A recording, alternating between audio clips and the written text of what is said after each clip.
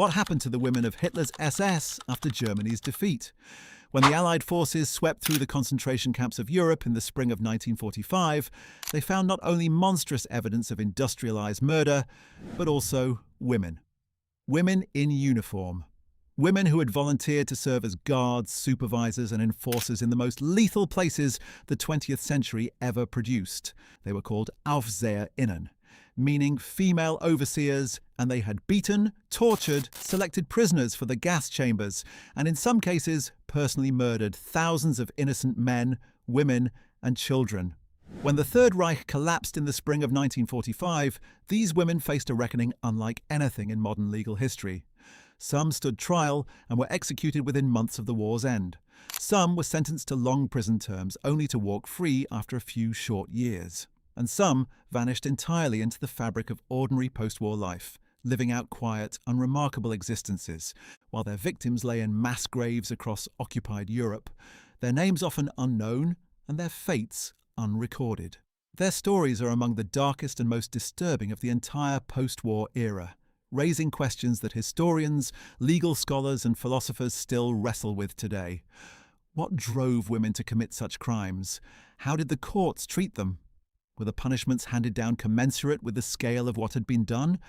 And what does the uneven, complicated, often infuriating story of post-war justice for SS women tell us about the limits of law in the face of atrocity? In this video, we will find out. So, without further ado, let's start with the first name on our list. To understand what happened to the SS women after the war, it is essential to first understand who they were, how many of them there were, and what they had actually done inside the camps they served. The German SS, or Schutzstaffel, was an organization built on a myth of male martial virtue and racial superiority. In its early years, it was entirely male. But as the Second World War transformed the concentration camp network from a system of political repression into a vast infrastructure of enslavement and murder, the demand for personnel outstripped the available pool of male guards. Beginning in 1939, Reich leader of the SS, Heinrich Himmler, authorized the recruitment of female personnel to serve in camps that held female prisoners. These women were not conscripted. They were not drafted against their will. They volunteered, responding to recruitment advertisements that appeared in German newspapers alongside notices for domestic work and factory positions, offering better pay, better food, housing on campgrounds, and a sense of authority and purpose that many of them had never experienced in civilian life. They came from every background imaginable: factory workers, shop assistants, seamstresses, nurses, farmers' daughters, and the wives and sisters of SS men already serving in the system. Their training took place primarily at Ravensbrück, the main women's concentration camp in northern Germany, about 50 miles north of Berlin, on the shore of a lake called the Schwett. Training lasted between a few weeks and a few months and consisted largely of instruction in camp regulations, the use of physical coercion, and the ideological framework that defined the prisoners in their charge as enemies, criminals, or racially inferior beings who had forfeited any claim to human consideration. After training, they were deployed to facilities across the Third Reich's empire, to Auschwitz-Birkenau in German-occupied Poland, to Majdanek near Lublin, to Stutthof near Danzig, to Bergen-Belsen in northern Germany, to Neuengamme near Hamburg, and to dozens of subcamps that formed the outer ring of the camp system. By the time the war ended, approximately 3,500 women had served as Aufseherinnen in the concentration camp system. They wielded real and terrifying power over the lives and deaths of the prisoners in their charge. They could beat prisoners with their fists, with wooden staffs, with leather whips, and with whatever came to hand. They could withhold food and medical care, condemning the already weakened to a death by starvation or untreated disease. They could report prisoners to the male SS administration for the mildest infraction, setting in motion the machinery that led to the punishment block, the execution wall, or the gas chamber, and a significant number of them did all of these things willingly, repeatedly, and with visible enthusiasm. When the Allied forces began gathering evidence in the spring and summer of 1945, the women of the SS quickly became among the most sought-after suspects in the history of war crimes prosecution. What happened next would define for generations how the world understood the question of female perpetration in the context of mass atrocity. The first, and by far the most famous of all the SS women to face the judgment of an Allied military court, was Irma Grese, a young woman whose name became synonymous with the very idea of female evil in the immediate post-war imagination, and whose story has been told and retold so many times that separating the documented historical record from the myth that grew up around her requires considerable care. She was born on October 7, 1923, in the small town of Rechen in the state of Mecklenburg in northern Germany, the third of 5 children of a dairy farmer named Irma Grese. Her early life was marked by unhappiness and instability. Her mother, Berta, committed suicide when Irma was 13 years old, an event that the psychologists and journalists who later examined her case would interpret in various ways. She left school at 15 with few qualifications and no clear direction, and spent her adolescent years drifting between domestic service, farm work, and membership in various Nazi youth organizations, including the League of German Girls, the BDM, whose activities occupied a significant portion of her time and whose ideology helped to shape her worldview during those formative years. In 1942, at the age of 18, she applied for a position as a female guard with the SS, responding to a newspaper advertisement that promised good pay and housing. She was accepted and sent to Ravensbrück for training. The training lasted approximately 6 months and introduced her to the culture of the camp system, the routines of prisoner management, the vocabulary of racial hierarchy, and the expectation that guards would maintain order through whatever means necessary. By 1943, she had been transferred to Auschwitz-Birkenau, the largest and most murderous facility in the entire camp system, located in southern Poland near the town of Oświęcim. At Auschwitz, she rose through the ranks with what can only be described as disturbing speed, eventually reaching the position of Rapportführerin, a senior supervisory grade that placed her in charge of a significant number of the female prisoners in the camp's women's section. She was not yet 20 years old. By early 1945, with Soviet forces advancing rapidly from the east and the camp system collapsing, she had been transferred to Bergen-Belsen in northern Germany, where tens of thousands of prisoners from the overrun eastern camps were being dumped in conditions of catastrophic overcrowding, disease, and starvation. When British troops of the 11th Armoured Division entered Bergen-Belsen on April 15, 1945, they were confronted with scenes of almost unimaginable horror. Tens of thousands of corpses lay unburied across the campgrounds. Survivors, reduced to living skeletons, lay alongside the dead. The stench was detectable from miles away. Among the SS personnel who had remained with the camp was Irma Grese, 21 years old, wearing her uniform and exhibiting a composure that the liberating soldiers found profoundly unsettling. She was arrested immediately. In the weeks and months that followed, survivor testimony against her accumulated with devastating consistency. Witnesses from Auschwitz and Bergen-Belsen described her conducting selections for the gas chambers with what multiple accounts characterized as sadistic relish, often appearing to enjoy the process of choosing who would live and who would die.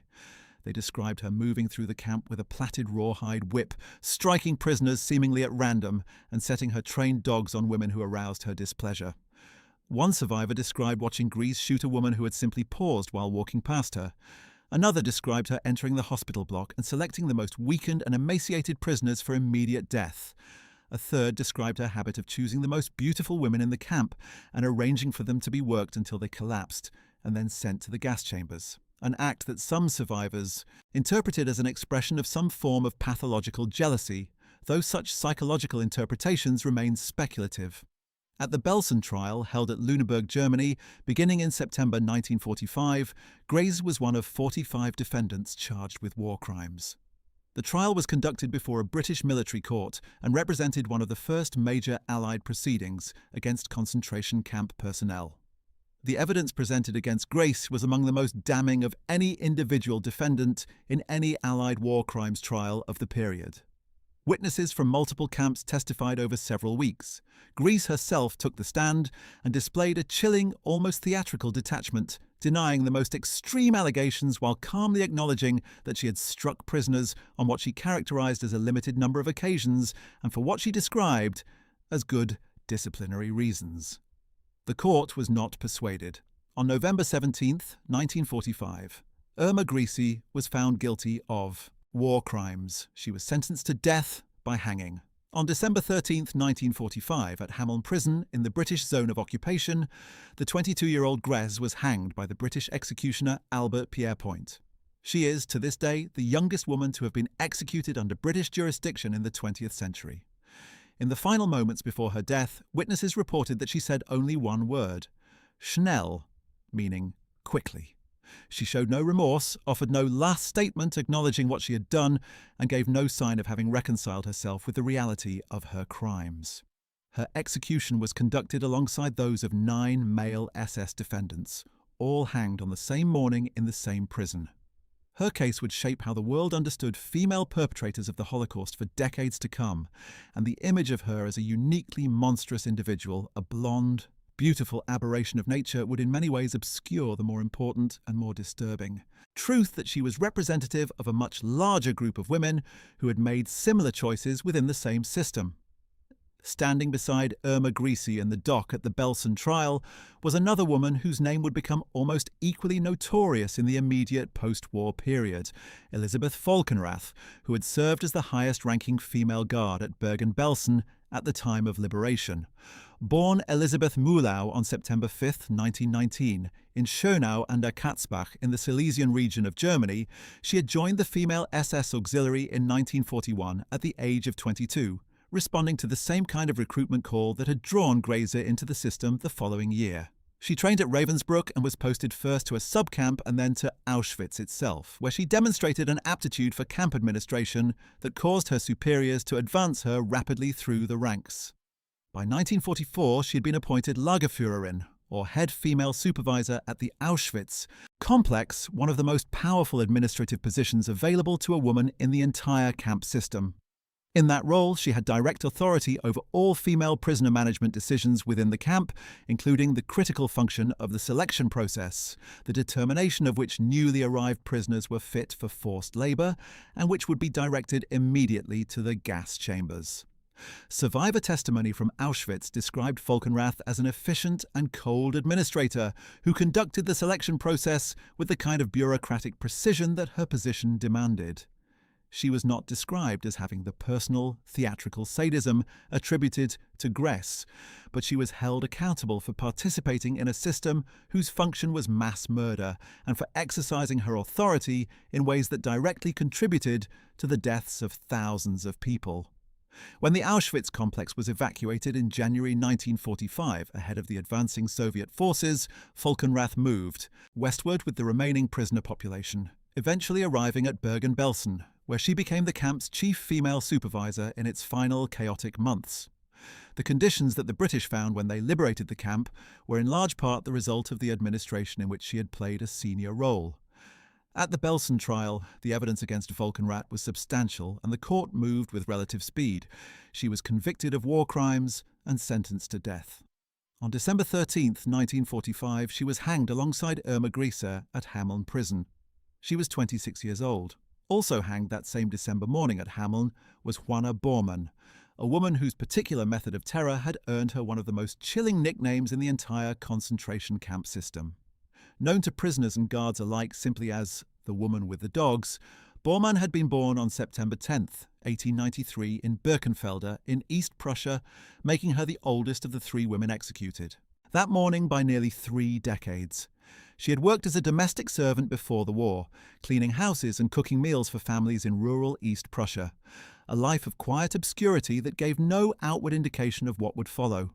She joined the female SS auxiliary in 1938, one of the earliest recruits to the system, and was among the first women trained at Ravensbrück before being posted to Auschwitz, where she served for several years before the camp's evacuation. It was at Auschwitz, and then at Bergen-Belsen, that she developed and refined her particular method of individual terror, the use of her trained German Shepherd dog as a weapon against prisoners. She would direct the animal to attack men and women who caught her attention, standing nearby to observe as the animal tore at their flesh, apparently deriving satisfaction from the spectacle. Multiple survivors from different parts of the camp system provided remarkably consistent accounts of Bormann's behaviour, describing her manner as almost leisurely, as if the attacks were a form of entertainment rather than a disciplinary measure. When she was arrested by the British in April 1945, she was 61 years old, grey-haired and outwardly indistinguishable from any other middle-aged German woman in the chaos of the immediate post-war period. The contrast between her ordinary appearance and the documented facts of her conduct at Auschwitz and Bergen-Belsen was one of the most commented upon aspects of the Belsen trial. She offered a limited defence, claiming that she had used the dog only to control unruly prisoners, and that the animal had not caused the injuries that survivors described. The court found the survivor testimony compelling, and the defendant's account unconvincing. She was convicted and sentenced to death. Borman was 62 years old when she was hanged at Hameln Prison on December 13, 1945. The oldest of the women executed that morning and one of the oldest individuals to be executed for war crimes in the entire post-war Allied proceedings. Her case demonstrated with particular force that complicity in atrocity was not a matter of youth or inexperience or susceptibility to peer pressure. She had been an adult woman with a fully formed adult character when she joined the system. Her choices had been made with open eyes. As dramatic and historically significant as the Belsen executions were, they represented only the very beginning of the reckoning with SS women. The Ravensbrück concentration camp in northern Germany, which had served as the training ground for the entire female guard system and as a major killing facility in its own right, was the subject of a separate series of British military trials that produced some of the most important legal precedents in the prosecution of female war criminals. The Ravensbrück trials were conducted in Hamburg beginning in December 1946 and continued in several waves through 1948, processing dozens of the camp's surviving senior and mid-level personnel. The first major Ravensbrück trial involved 16 defendants, including some of the most notorious figures in the camp's history.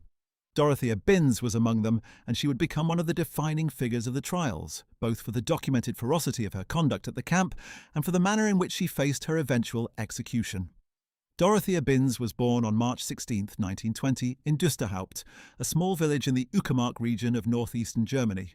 She was the daughter of a forest worker and had received a basic education before entering domestic service as a young teenager. She came to Ravensbrück in 1939, barely 19 years old, and began her career there in the most junior capacity, cleaning the camp's administrative buildings and performing menial domestic tasks. Within months, however, she had been taken on as a formal guard trainee, and her rise through the camp hierarchy was both rapid and disturbing. By the early 1940s, she had been appointed the chief female overseer of the camp's punishment block, the most feared section of Ravensbrück, where prisoners who had violated camp regulations or who had been arbitrarily selected for punishment were subjected to floggings with a leather strap or wooden staff, starvation rations that would leave the already weakened at the edge of death, and extended periods of solitary confinement in cells so small that it was impossible to fully lie down. The punishment block was the heart of the camp's terror, and Binz presided over it with an authority that survivors described in vivid and consistent terms. They remembered her not merely for the cruelty she exercised, but for her manner while exercising it, the apparent pleasure she took in the spectacle of suffering, the almost casual way in which she would inflict or order beatings while engaging in light conversation with male SS colleagues, as though the destruction of a human being was of no more consequence than a minor administrative task. One survivor recalled watching Binz beat a prisoner to death with a wooden staff while other prisoners were forced to stand in roll call formation and observe. Another described Binz's relationship with an SS officer at the camp, a kind of courtship conducted in the midst of systematic violence, the two of them taking walks together through the camp while individual prisoners were being tortured in the immediate vicinity. These accounts were corroborated by multiple independent witnesses and formed the core of the prosecution case against her at the Ravensbrück trial. Binz was convicted of war crimes and sentenced to death. On May 2, 1947, she was hanged at Hameln Prison by Albert Pierrepoint, the same British executioner who had hanged Grese, Falconrath and Borman 17 months earlier.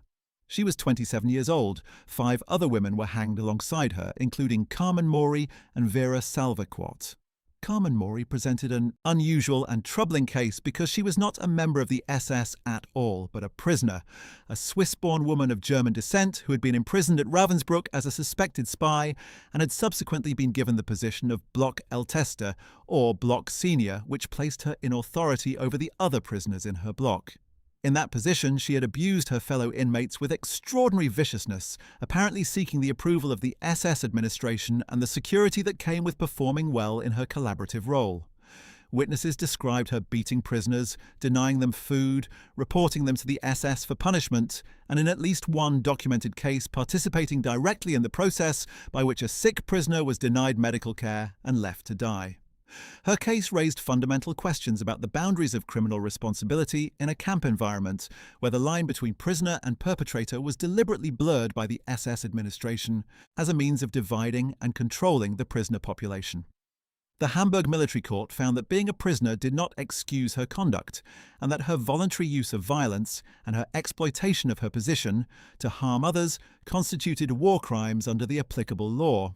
She was convicted and executed alongside Binz at Hameln. Vera Salvaquart's case was similar in some respects. She was a Czech prisoner nurse who had administered lethal powder to sick and weakened prisoners on orders from the SS medical staff, participating in the camp's program of killing those who were too ill to work, and whose continued existence was considered an unnecessary drain on camp resources. She was convicted and hanged alongside the others. Their cases together established the important principle that criminal liability within the camp system was not limited to those who wore SS uniforms, but extended to any individual who voluntarily participated in the systematic abuse or murder of prisoners, regardless of their formal status within the camp hierarchy. Among the women tried at Ravensbrück who received prison terms rather than death sentences was Ruth Closius Neudeck, born in 1920, who had served as a guard at the camp in its final years, and who had been identified by survivors as having beaten prisoners and participated in various forms of camp abuse. She was convicted of war crimes at the Hamburg trial and sentenced to 10 years in prison. She served her full sentence and was released in the mid-1950s, returning to civilian life in West Germany with minimal public attention. Her case, unremarkable by the dramatic standards of Binz or Maury, was actually representative of a much larger group of lower-ranking Ravensbrück guards who received multi-year sentences in the immediate post-war period, and then quietly resumed their lives once those sentences had been served. The Hamburg-Ravensbrück trials ultimately processed several dozen defendants across multiple proceedings, producing a mix of death sentences, long prison terms, shorter sentences, and acquittals that reflected both the varying degrees of individual culpability and the inconsistencies inherent in any large-scale prosecution effort carried out under military law in the immediate aftermath of a major war. What drove the pursuit of the most complex, most hunted, and in many ways most historically significant case among all the SS women? The answer lies in the remarkable decades-long story of Hermine Braun, a woman whose case tested the limits of international law, challenged the notion of citizenship as protection against criminal accountability, and required the work of one of the most famous Nazi hunters of the 20th century before justice was finally served. Braunsteiner was born on July 16, 1919, in Vienna, Austria, the daughter of a working-class family. She had worked as a domestic servant and later in a factory before the war, an entirely unremarkable trajectory for a young Austrian woman of her social class and generation. She joined the female SS Auxiliary in 1939, shortly after Germany's annexation of Austria had brought the two countries into a single political and administrative entity, and was trained first at Lichtenberg and then at Ravensbrück, where she demonstrated the qualities that would see her advance rapidly through the guard hierarchy. By late 1941, she had been posted to the Majdanek extermination camp near Lublin in German-occupied Poland, one of the most lethal facilities in the entire Nazi system, operating simultaneously as a concentration camp and as a dedicated killing centre using both carbon monoxide gas chambers and Zyklon B gas. At Majdanek, Braunsteiner quickly established a reputation that placed her among the most feared guards in the camp. The survivors who later testified about her gave her the nickname that would follow her across the decades and across the Atlantic, the Stomping Mare. The name referred to her habit of kicking and trampling prisoners with her heavy boots, a form of individual violence that she apparently exercised with particular ferocity against children. Multiple independent witnesses described watching Braunsteiner drag children by their hair and stomp on them with her boots. Others described her participating personally in selections for the gas chambers, choosing women and children from the assembled prisoner population with a methodical efficiency that survivors found almost more terrifying than overt sadism because of its implications about the degree to which the killing had become routine. She was estimated by prosecutors to have been directly involved in the deaths of thousands of people during her time at Majdanek. After a brief period at Ravensbrück near the war's end, Braunsteiner was captured by Allied forces and was tried by Austrian authorities for assault and maltreatment of prisoners at Ravensbrück. She was convicted and served 3 years in prison, being released in 1950. The Austrian proceedings did not address her far more extensive and far more serious crimes at Majdanek, and upon her release, she was free to resume her life. She did so with remarkable thoroughness. She obtained employment, changed certain details of her documented history, and in 1958 she married an American construction worker named Russell Ryan, who had been brought to Europe in the post-war years as part of the vast American infrastructure presence in occupied Germany and Austria. The couple emigrated to Canada and eventually to the United States, where they settled in Maspeth, a quiet residential neighborhood in the Queensborough of New York City. For nearly 15 years, Hermine Braunsteiner Ryan lived in Queens as an unremarkable housewife, maintaining her home, participating in neighborhood life, and giving no outward indication to anyone around her of what she had done at Majdanek more than 2 decades earlier. Then, in 1964, a journalist named Joseph Lelyveld, working on a story about former Nazis living in the United States, knocked on her door in Maspeth after her name had appeared on a list of camp personnel being investigated by West German authorities. The encounter was brief. Braunsteiner Ryan confirmed her identity and denied any wrongdoing. Lelyveld published an article about her in the New York Times. It was read by Simon Wiesenthal, the Austrian Jewish Holocaust survivor who had dedicated his post-war life to tracking down Nazi war criminals and bringing their cases to the attention of legal authorities. Wiesenthal gathered the documentation that survivors and Polish investigators had been assembling about Braunsteiner's conduct at Majdanek and brought it formally to the attention of the United States Department of Justice. What followed was a legal process of extraordinary length and complexity. West Germany formally requested Braunsteiner Ryan's extradition in 1964. She fought the extradition through the American courts, arguing that she had already been tried and punished for her wartime conduct in Austria, that extradition would amount to double jeopardy, and that her American citizenship should protect her from being handed over to a foreign legal system. The American courts worked through these arguments over nearly a decade. In 1973, in a decision that set a precedent that would be applied to other Nazi war criminals in subsequent decades, a federal court ruled that Hermine Braunsteiner Ryan should be stripped of her American citizenship on the grounds that she had obtained it fraudulently by concealing her wartime criminal record from the immigration authorities. She became the first person ever to have American citizenship revoked specifically for acts committed as a Nazi war criminal, a distinction she would hold until Elfriede Rinkel's deportation in 2006. She was extradited to West Germany in 1973. Her trial, as one of the defendants in the Majdanek trial in Düsseldorf, would not conclude until 1981 after more than 5 years of proceedings that constituted the longest criminal trial in German history to that point. She was convicted in 1981 of joint participation in murder in at least 1,000 cases and was sentenced to life imprisonment. She served 15 years before being released in 1996 on health grounds.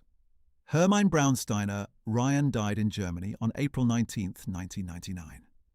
She was 79 years old. The distance between her crimes, committed in 1941 and 1942, and her ultimate conviction, entered in 1981, was almost 40 years.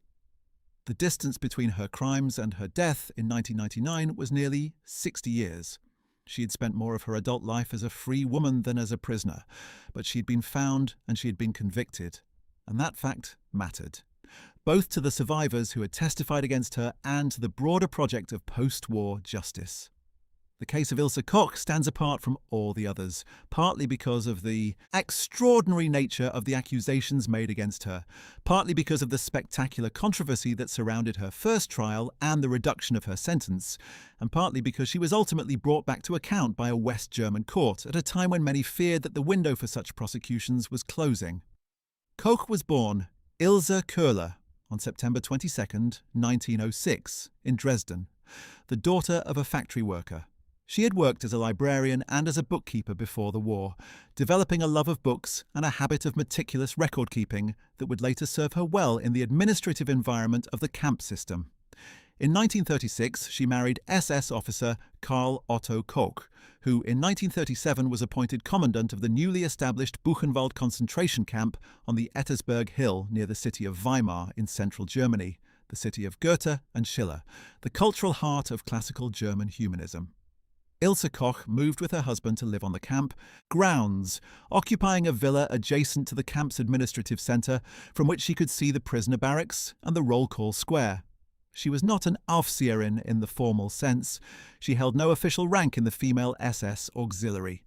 But her position as the wife of the commandant gave her an informal power over the lives of prisoners that was in some respects greater than that of any uniformed guard, because her actions were not subject to the same administrative scrutiny that governed the formal guard hierarchy. Prisoners were at her mercy in a way that was entirely personal and entirely unchecked. What she did with that power is the subject of the most disturbing body of testimony in the entire literature of concentration camp atrocity. Survivors and American investigators who liberated Buchenwald on April 11, 1945, described finding objects made from the preserved skin of murdered prisoners, including lampshades, book covers and gloves, which were attributed to Koch's personal taste and collection. The story of Ilse Koch and the lampshades became one of the most widely known symbols of Nazi atrocity in the immediate post-war years, appearing in newspapers across the United States and Europe and cementing her reputation as Die Hexe von Buchenwald, the Witch of Buchenwald. She was arrested shortly after the camp's liberation. She was tried by an American military tribunal in 1947 as part of the Dachau trials, the large series of proceedings conducted by the United States Army to prosecute personnel from German concentration camps. She was convicted and sentenced to life imprisonment. Then, in a decision that would generate one of the greatest controversies in the entire history of post-war justice, the American military governor of Germany, General Lucius D. Clay, reviewed her sentence in 1948 and reduced it to 4 years on the grounds that, while there was clear evidence that she had been a cruel and brutal presence in the camp, the specific evidence of her ordering or directly commissioning the skin articles was insufficient to establish beyond reasonable doubt that she had directed the murder of specific individuals for that purpose.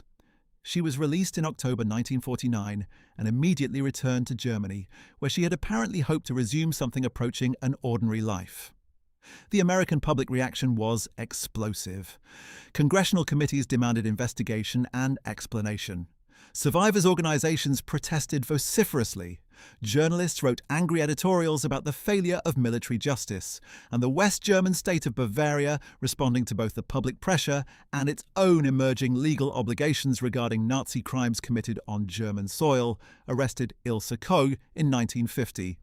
She was tried again by a West German civilian court beginning in November 1950. The charges were framed under German criminal law rather than the law of war, focusing on incitement to murder in cases that had been committed within the German judicial territory. The trial heard extensive survivor testimony over many weeks and concluded with a conviction and a sentence of life imprisonment in January 1951. Ilse Koch spent the following 16 years in Aichach Women's Prison in Bavaria.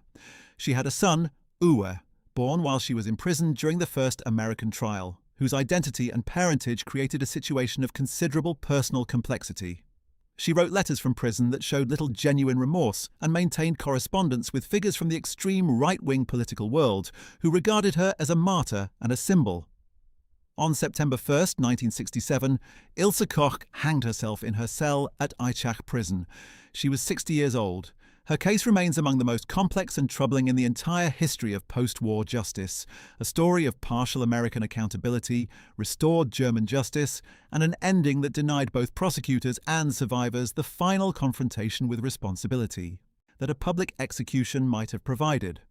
The story of Maria Mandl offers one of the clearest illustrations of how power within the camp system could corrupt even those who entered it with no particular predisposition toward violence, and of how the specific geography of the camp network shaped the form that post-war justice would take. Mandl was born on January 10, 1912, in Münzkirchen, a small market town in Upper Austria near the German border, the daughter of a shoemaker. She had grown up in modest circumstances and had worked as a postal worker and then in a textile factory before the war. She joined the female SS Auxiliary in 1938, shortly after the Anschluss brought Austria into the German Reich, and was trained at Lichtenberg before being posted to Ravensbrück, where she served as a guard for several years and demonstrated the qualities of discipline and administrative efficiency that her superiors valued. In 1942, she was transferred to Auschwitz-Birkenau, which had been recently expanded to include a dedicated women's section, and within months of her arrival she had risen to the position of Lagerführerin, or chief female supervisor, the highest position available to a woman in the camp hierarchy.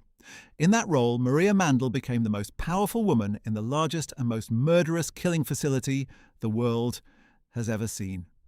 The scale of her authority was extraordinary. She oversaw all female prisoner operations in the Birkenau women's camp, a facility that at its peak held tens of thousands of prisoners in conditions of catastrophic crowding, filth, and deprivation. She had direct authority over the selection process, the critical moment when newly arrived transports were divided on the ramp between those who would be sent to the gas chambers immediately and those who would be put to forced labour until they too were killed. Survivors estimated that Mandl personally participated in selections that sent hundreds of thousands of people to their deaths.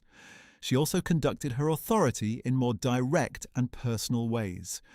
Multiple survivors described her walking through the camp and singling out individual prisoners for beating or execution on a whim, apparently exercising violence as a demonstration of power rather than as a response to any specific infraction. One of the most striking details of her story, commented upon by historians and survivors alike, is that Maria Mandl had a genuine love of music.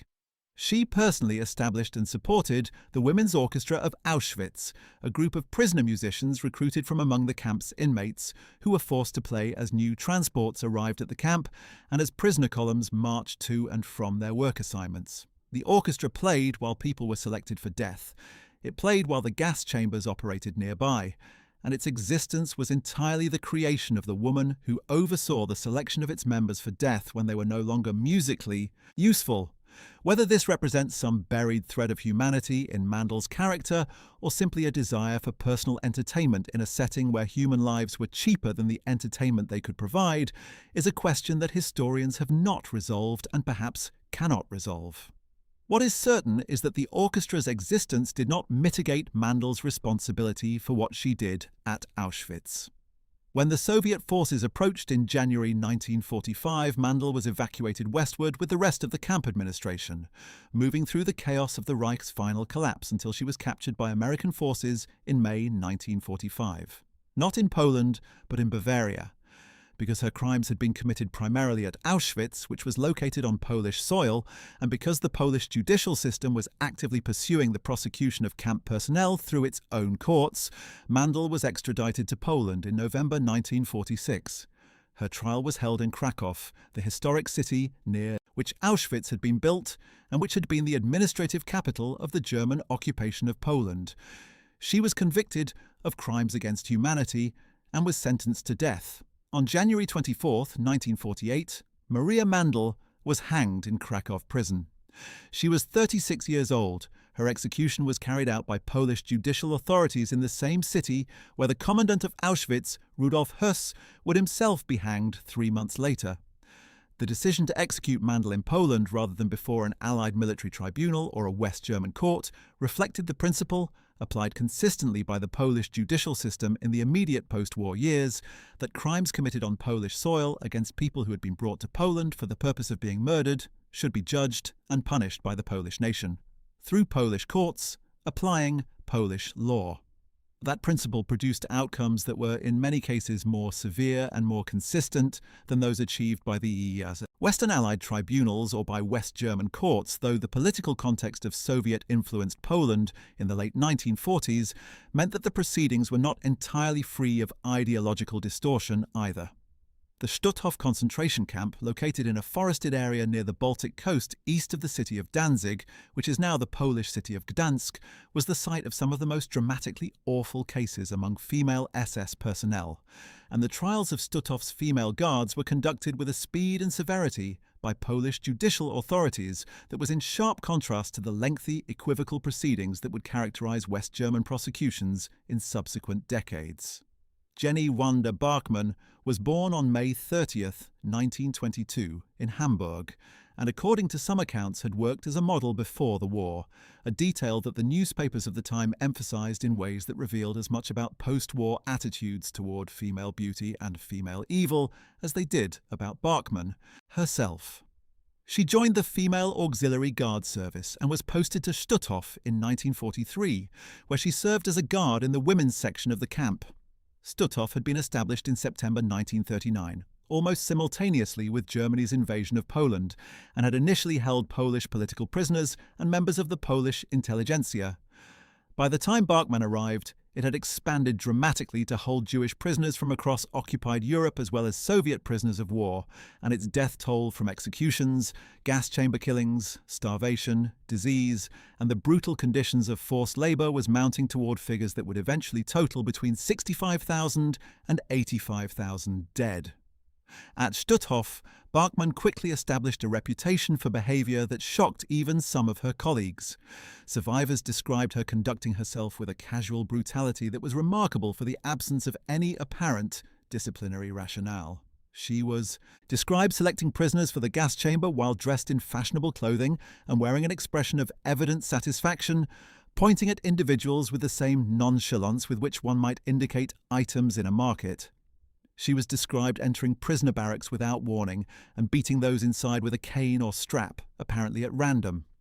Multiple survivors gave consistent accounts of her manner, composed, almost elegant, and utterly indifferent to the human consequences of what she was doing. She was captured by Polish forces at the end of the war and was tried before a Polish special court in Gdansk in July 1946 as one of the principal defendants in the first Stutthof trial. The proceedings moved with remarkable speed by the standards of post-war justice. Survivor testimony was overwhelming and consistent. Bachmann offered no credible defense. She was convicted of multiple murders and crimes against humanity and sentenced to death. On July 4, 1946, in what became one of the most reported events in the immediate post-war landscape of occupied Poland, Jenny Wanda Bachmann was publicly hanged at a location called Biskupia Górka on the outskirts of Gdansk, before a crowd estimated at tens of thousands of people who had come to witness the execution of one of the camp's most notorious guards. She was 24 years old. According to multiple witnesses present at the execution, she reportedly delivered a brief final statement to the effect that life is a pleasure, and pleasures are usually short. Whether this was genuine insouciance, a performance of courage, or some form of psychological dissociation from reality is impossible to determine at this remove. What it captured, at least in the way it was reported and discussed at the time, was the disconnect that survivors and journalists found so disturbing about many of these women. The absence of any visible confrontation with the weight of what they had done. Also executed at Biskupia Górka in July 1946 was Wanda Klaff, born in 1922, another guard at Stutthof, who had been identified by survivors as having participated in the camp's most extreme violence. Klaff's case was less extensively documented than Bachmann's, but the pattern of her conduct at the camp was consistent with that of her colleague. Voluntary participation in beatings, selections, and the broader machinery of mass murder. She was convicted and executed alongside Bachmann, the two of them becoming part of the public ritual of post-war reckoning that Polish authorities conducted with a consistency and severity that reflected the particular intensity of the suffering that had been inflicted on Polish people by the Nazi camp system. In the broader landscape of post-war justice for SS women, the story of Hildegard Lechert stands as one of the most important examples of delayed accountability, a case in which a perpetrator lived for decades as a free person while the evidence of her crimes sat in archives waiting for a legal system willing to act on it. Lechert was born on February 20th, 1920 in Berlin. She had trained as a guard at Ravensbrück and had been posted to the Majdanek extermination camp, where she served for most of the years between 1942 and 1944. The nickname that survivors gave her, Bloody Brigadier, reflected the particular character of her conduct at the camp, which multiple witnesses described as marked by a personal enthusiasm for violence that went beyond anything that could be attributed to institutional pressure or the following of orders. Survivors describe Leschert moving through the camp with a whip, striking prisoners seemingly at random, targeting in particular those who showed signs of illness or weakness. They described her directing dogs to attack prisoners who had fallen or who were unable to maintain the pace of work assignments, and they described her participating directly in the selection processes through which prisoners were chosen. For gassing, not as a passive bystander or as someone executing orders reluctantly, but as an active and apparently willing participant who sometimes argued for more aggressive selections than the SS administration had mandated. After the war, Leschert managed to avoid capture and to establish herself in West Germany under circumstances that the post-war authorities either did not investigate thoroughly or chose not to pursue. She lived in West Germany for decades, building a life that gave little outward indication of her past. She was eventually arrested by West German authorities in the 1970s as the Zentrale Stelle Ludwigsburg, the Central Office for the Investigation of National Socialist Crimes, intensified its work of identifying Majdanek personnel who had not yet been prosecuted. She became one of the defendants in the Majdanek trial, which began in Düsseldorf in November 1975 and did not conclude until June 1981, a period of nearly 6 years that made it, at the time, the longest criminal trial in German history. The trial involved 16 defendants, a reduced number from the original indictment of several dozen after death and illness removed some defendants from the proceedings. Lechert's case was complicated by both the passage of time, which made some survivor testimony difficult to verify to the evidentiary standards required by German criminal law, and by the legal debates over what standard of individual criminal responsibility should apply to actions taken within an institutional context of mass murder. The court ultimately convicted Leschert of aiding and abetting murder in at least 1,000 cases and sentenced her to 12 years in prison. The sentence was received with outrage by survivors and their advocates, who argued that it was grotesquely inadequate for the documented scope of her crimes, and with considerable controversy in the German press, where opinion was divided about whether the Majdanek trial had served the cause of justice or had become a prolonged spectacle that revealed the limitations of the legal system more than its capacities. Leschert served her sentence and was released in the late 1980s. She died on October 4, 1995, in West Germany. She was 75 years old. Between the commission of her crimes in 1942 and 1943 and her eventual conviction in 1981, 38 years had passed. During those 38 years, she had lived primarily as a free person, while the survivors who had testified against her had spent those same decades carrying the weight of what they had seen and experienced. The moral mathematics of that gap are impossible to resolve in any satisfying way. One of the most extraordinary cases in the post-war history of SS women involves a woman who was not a guard or a supervisor in the traditional sense, but who held a position at Ravensbrück that gave her extensive power over the lives of the camp's prisoners. Johanna Langerfeld was born on March 10, 1900, in Kupferdreh, a town near Essen in the industrial Ruhr region of Germany. Before the war, she had worked in the welfare sector, employed in facilities designed to care for the poor, the homeless, and the socially marginal, a career background that created a significant irony when her later activities became known. She joined the female SS Auxiliary and became one of its earliest significant figures, serving as the chief female supervisor at Lichtenberg, the first women's concentration camp in Germany, and then, when Ravensbrück opened in 1939, as the camp's inaugural chief female overseer. She held that position for several years and was responsible for much of the institutional culture of the camp in its formative period. What made Langerfeld's case unusual, and what has made her a subject of considerable historical debate, is that she was known to have clashed with the male SS administration on multiple occasions over what she regarded as excessive and counterproductive violence against prisoners. She argued, apparently genuinely, that the camp could be run more efficiently if prisoners were treated with a degree of basic consideration that would keep them functional as labourers. This put her in direct conflict with the SS administration's broader approach of using terror as the primary instrument of control. She was eventually removed from her position at Ravensbrück and transferred to Auschwitz-Birkenau in 1942, where she served briefly as the camp's first chief female supervisor before being removed from that position as well, again apparently in the context of conflicts with the male administration over methods of prisoner management. She returned to Germany and held a series of increasingly marginal positions in the camp system until the war's end. After the liberation, she was imprisoned by American forces and subsequently transferred to Polish custody to face trial for her role at Auschwitz. And then, in 1946, she escaped from the Polish prison where she was being held, apparently with the assistance of a network of sympathizers who believed that she was fundamentally a decent person who had been caught up in a system she had tried, within limits, to moderate. She was never recaptured. Polish authorities maintained an outstanding arrest warrant for her for years. She lived under an assumed name sheltered by a network that included Catholic Church figures who regarded her wartime conduct as evidence of residual humanity. She eventually died in Munich in 1974, having spent the final decades of her life in legal limbo, investigated but not captured, indicted but not tried, and remembered by some survivors as genuinely less brutal than many of her colleagues, and by others as fully complicit in the crimes of a system she had actively administered for several years. The euthanasia program, known internally as Action T4, provided another dimension of female complicity in Nazi crimes that operated entirely outside the concentration camp system, and that produced its own legal proceedings and its own complex legacy. The program was established in 1939 under the direct authority of Hitler's chancellery and involved the systematic murder of people with physical and mental disabilities, initially in dedicated killing centres and later through the deliberate starvation and lethal injection of patients in ordinary psychiatric hospitals across Germany.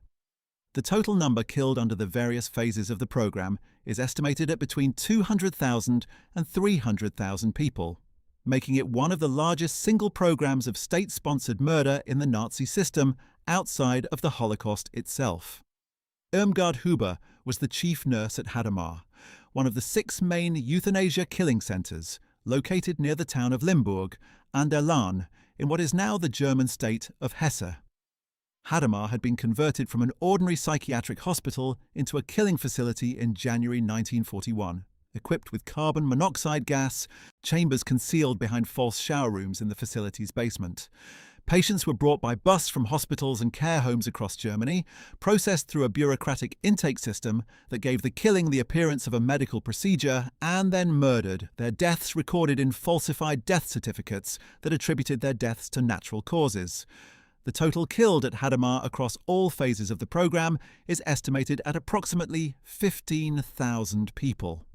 As the chief nurse, Huber was intimately involved in every aspect of the facility's operation, including the organisation of the gas chamber procedures in the early phase and the administration of lethal injections in the later phase after the gas chambers were dismantled, partly in response to public knowledge and church protests. She was tried before an American military tribunal in October 1945 in what became known as the Hadamar trial, one of the first war crimes trials conducted by the United States Army in the post-war period, predating even the major Nuremberg trials. She was convicted and sentenced to 25 years in prison.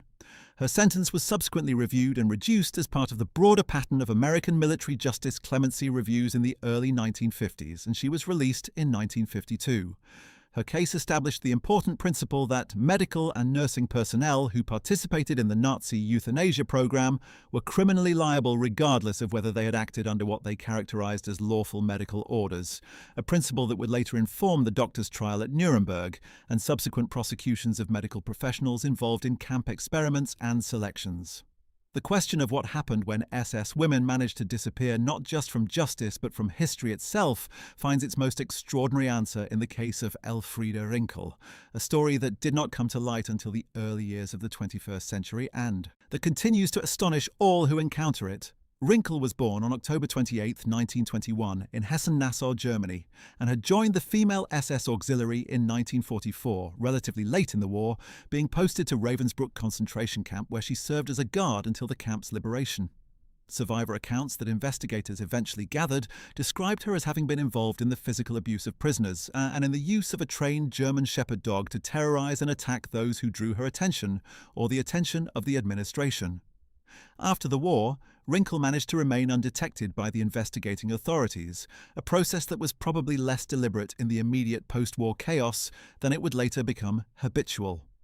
She obtained employment, moved around within Germany for a period, and in 1959 emigrated to the United States, passing through immigration controls that were, by that period, considerably less rigorous in their scrutiny of former camp personnel than the immediate post-war screening had been. She settled in San Francisco, California, working initially in domestic service. In 1960, she married Fred Rinkel, a Jewish man who was himself a survivor of the Holocaust, having escaped from Nazi Germany in the 1930s and eventually made his way to the United States. The marriage lasted for more than 40 years. Fred Rinkel appears to have had no knowledge whatsoever of his wife's wartime service. She became an American citizen. She attended synagogue with her husband. She participated in the community life of a Jewish neighborhood in San Francisco, and she told nobody, in all those decades, what she had done at Ravensbrück.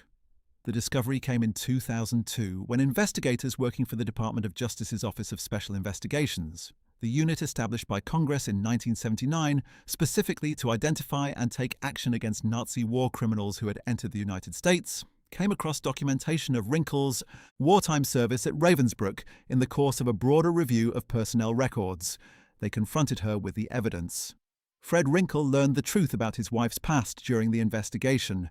He died in 2004, apparently having spent his final years unable to reconcile what he had believed about the woman he had been married to for more than 4 decades, with what the records showed she had done before he knew her. Elfriede Rinkel, faced with the evidence and with the prospect of deportation proceedings, consented to deportation voluntarily and was returned to Germany in September 2006. She was 84 years old. Her departure made her the second person ever to be stripped of American citizenship for Nazi war crimes, following Hermine Braun Ryan in 1973, a distinction of a kind that speaks for itself. German authorities investigated whether criminal proceedings could be brought against her in Germany, but ultimately concluded that her age and state of health made prosecution impractical. She died in Germany in 2009. Her story is perhaps the most disturbing of all the cases involving SS women, not because of the scale of her documented crimes, which, while real, were less extensively documented than those of Grese or Mandl or Braunsteiner, but because of what it reveals about the capacity of perpetrators to construct entirely new identities, to inhabit those identities so completely that even the people closest to them cannot detect the truth, and to carry the weight of what they had done across entire lifetimes of apparent normalcy. What did Elfriede Rinkel think about at night, in the house she shared with a Jewish survivor of the very persecution she had participated in? What was the internal landscape of a woman who spent more than 4 decades concealing such a secret from such a person? These are questions that will never be answered, but they matter because they point to something fundamental about the nature of moral responsibility and the impossibility of true escape from it. The case of Erna Petri stands apart from almost all the others because it involves not a camp guard acting within the institutional structures of the SS system, but a private individual acting entirely on her own initiative, and because the documented account of her actions is one of the most disturbing in the entire literature of Holocaust perpetration by women. Petri was born Erna Kurbs in 1920 in Schkölen, a small town in Thuringia in central Germany. She married Horst Petri, an SS officer, and in 1941 followed him to his posting in German-occupied Ukraine, in the occupied Soviet Union. The Petri family lived on an estate in the Brest region, a part of the vast agricultural landscape of Eastern Europe that had been seized from its previous owners and redistributed to German colonists as part of the Nazi program of demographic and racial reorganization of the occupied East. In the spring of 1942, while driving home on a country road, near their estate, Erna Petri came across 6 small children beside the road. They were Jewish children, ranging in age from approximately 5 to 8 years old, who had apparently escaped from a transport being taken to an execution site by German forces. They were alone, frightened and barefoot, their feet bleeding from walking. Petri stopped the car. She took the children home. She fed them. She allowed them to warm themselves and to rest. And then, according to her own post-war confession, she led them individually into a nearby forest and shot each of them personally, one after another, with her own pistol. She later described having done this to demonstrate to her husband and to other SS men in the area that she was capable of the same hardness that was expected of them as participants in the broader killing program that was eliminating the Jewish population of the occupied East. She was tried by a court in East Germany in 1961, at a time when the East German state was conducting more aggressive prosecutions of Nazi criminals than its Western counterpart. She confessed fully to the murders. She was convicted and sentenced to life imprisonment. She served approximately 30 years in prison before being released in 1992 following German reunification, when a general review of sentences handed down by East German courts led to early releases in many cases. Erna Petri died in 2000. Her case is unique in the history of female perpetration in the Nazi era for several reasons. The murders she committed were entirely voluntary in the deepest sense. She was under no orders, she was subject to no institutional pressure, she was acting alone. She chose to take the children in and then chose to kill them. The confession she gave was as complete and as self-aware as any in the post-war record, and it remains one of the most disturbing documents in the entire literature of Holocaust testimony. The explanation she offered that she had done it to prove her equal, capacity for the violence that her husband and his colleagues took for granted, illuminates something essential about the role of gender dynamics within the Nazi perpetrator community, and about the ways in which women could choose to participate in the killing program not merely as functionaries of an institutional system, but as active agents seeking to demonstrate their own ideological commitment. Among the SS women whose fates illustrate the specific difficulties faced by post-war German courts in prosecuting perpetrators who had managed to evade the immediate Allied tribunals, Alice Orlowski provides one of the most illuminating case studies. Orlowski was born on March 23, 1903, and was among a relatively small number of SS women who served as guards at multiple major camp facilities across the system, having spent time at Ravensbrück, Auschwitz-Birkenau, and Majdanek.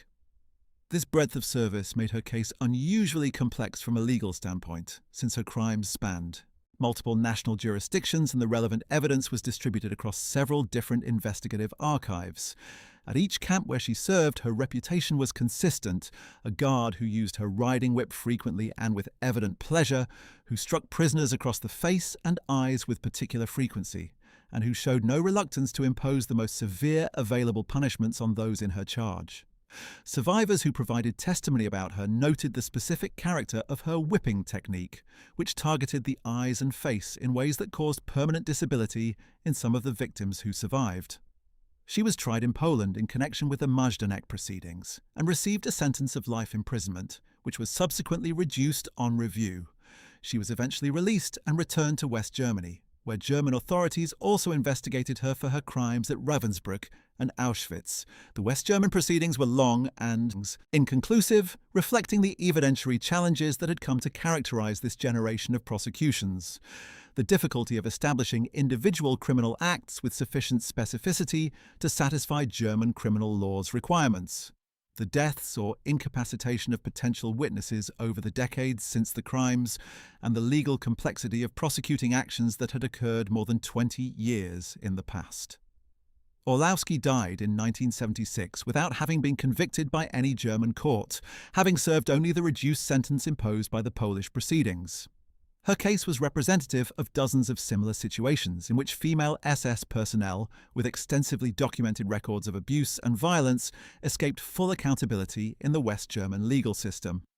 The establishment of the Zentrale Stelle Ludwigsburg in 1958 represented the most important institutional response to the recognition that West Germany's fragmented, jurisdiction-by-jurisdiction approach to prosecuting Nazi criminals was producing grotesquely inadequate results.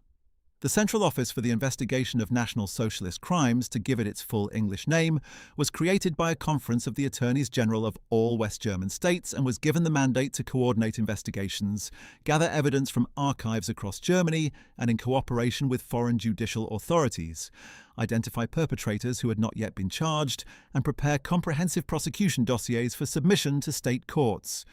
Its creation was an acknowledgement of institutional failure, the recognition that the immediate post-war prosecutions, whether conducted by Allied military courts or by German denazification tribunals, had left an enormous population of perpetrators either insufficiently punished or not punished at all, and that without a coordinated national effort, the passage of time would make prosecution progressively more difficult.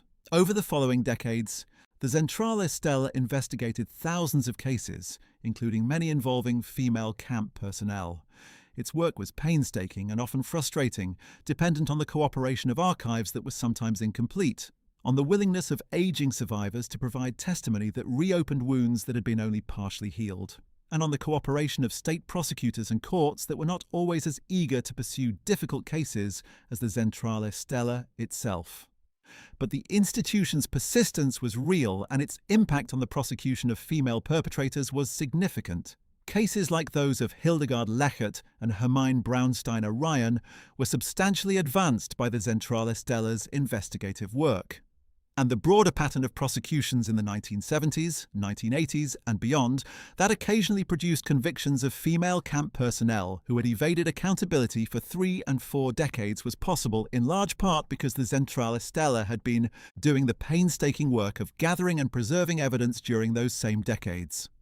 The legal debate over statutes of limitations for Nazi crimes was one of the most consequential and publicly contested in West German legal history, and its resolution had direct implications for the ability of courts to prosecute SS women decades after the war.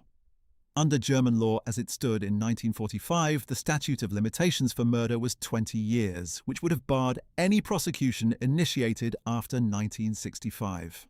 The prospect of a wholesale legal shutdown on Nazi murder prosecutions prompted intense public debate in the early 1960s, accelerated by the Eichmann trial in Jerusalem in 1961, which brought the full scale of the Holocaust back into international public consciousness, and by the first major West German domestic proceedings against Auschwitz personnel, which began in Frankfurt in December 1963. In 1969, the Bundestag voted to extend the statute of limitations for murder from 20 to 30 years. In 1979, after further debate that was shaped in part by the screening in West Germany of the American television drama series Holocaust, which reached an audience of tens of millions and produced a massive public response, the Bundestag voted to abolish the statute of limitations for murder entirely. This decision was not without controversy. Conservative lawyers argued that the retroactive extension of the limitations period violated fundamental principles of legal certainty. Opponents countered that allowing the statute of limitations to extinguish accountability for mass murder was itself a violation of fundamental legal principle. The 1979 decision ultimately prevailed and had profound consequences for all subsequent prosecutions of camp personnel, male and female. Without it, the Majdanek trial could not have proceeded to its 1981 conclusion. Without it, the late-stage investigations of the Zentrale Stelle would have been meaningless exercises in document gathering with no possible legal outcome. And without it, the legal revolution inaugurated by the Demjanjuk ruling in 2011, which enabled the prosecution of camp personnel on the basis of service alone without proof of specific individual acts, would have been entirely without application to the still living population of aging perpetrators. The case of Louise Dans is one that illustrates how extraordinarily long the arc of post-war justice could be, and how that length could ultimately produce outcomes that satisfied almost nobody. Dans was born on December 11, 1917, in Waldorf, Germany, and had worked as a seamstress before joining the female SS Auxiliary in 1943. She trained at Ravensbrück and was posted initially to Auschwitz, where she served as a guard in the women's camp, and subsequently to Malchow, a sub-camp of Ravensbrück in northern Germany, where she rose to become the camp's chief female supervisor. In that role, she had direct authority over a population of Jewish women who had been transferred from Auschwitz as the Eastern camp system collapsed in the final months of the war, prisoners who were already in a state of extreme physical debilitation from their earlier experiences. Survivors described Dans as having treated these women with deliberate cruelty, denying them adequate food and medical care, and conducting herself with what witnesses characterized as contemptuous indifference to their suffering. She was arrested by Polish forces after the liberation and was tried by a Polish court in Krakow in 1947 as part of the broader wave of proceedings against Auschwitz and related camp personnel. She was initially sentenced to death. Her sentence was commuted to life imprisonment on review. It was commuted again to a term of years, and she was released in 1956 and returned to West Germany. In the 1970s, as the Zentrale Steller's investigations intensified and West German courts began processing more of the Auschwitz-related cases that had been developing over many years, Danz became one of the subjects of investigation in Germany. She was eventually brought to trial before a West German court in Stuttgart in the 1990s. In 1996, the Stuttgart court acquitted Louisa Danz, finding that the available evidence did not meet the standard of proof required for conviction under German criminal law as applied to events that had occurred more than 50 years earlier. Survivor advocacy groups and human rights organizations condemned the acquittal as a travesty. Louise Danz died in Stuttgart in 2009 at the age of 91, the last surviving female guard from Auschwitz-Birkenau known to have faced legal proceedings. Between her initial death sentence in Krakow in 1947 and her acquittal in Stuttgart in 1996 lay 49 years of legal proceedings that produced, ultimately, no conviction in the jurisdiction where she had lived since 1956.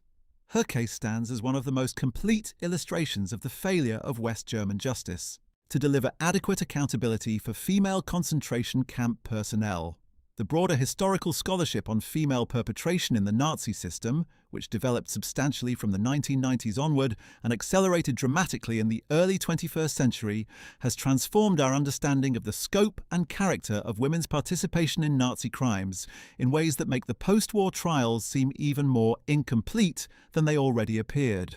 Wendy Lower's landmark 2013 work, examining the role of German women in the occupied East, identified a population of female perpetrators that extended far beyond the formal guard system of the concentration camps.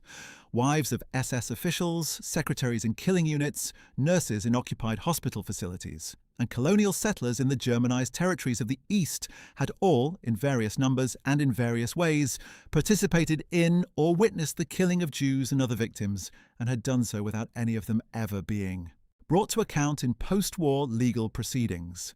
The legal implications of this expanded understanding were significant. By the time the scholarship had identified and documented these broader patterns of female complicity, most of the women involved were dead, and those who were still alive were, in many cases, too elderly for prosecution even under the post-Demjanjuk legal framework.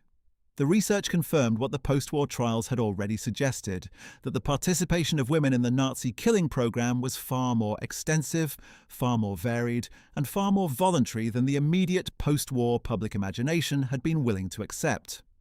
Among the institutions that continued to pursue accountability for SS women into the 21st century, the Zentrale Stelle Ludwigsburg remained the most important. In the wake of the Demjanjuk ruling, it began identifying surviving former concentration camp personnel who had not previously been charged.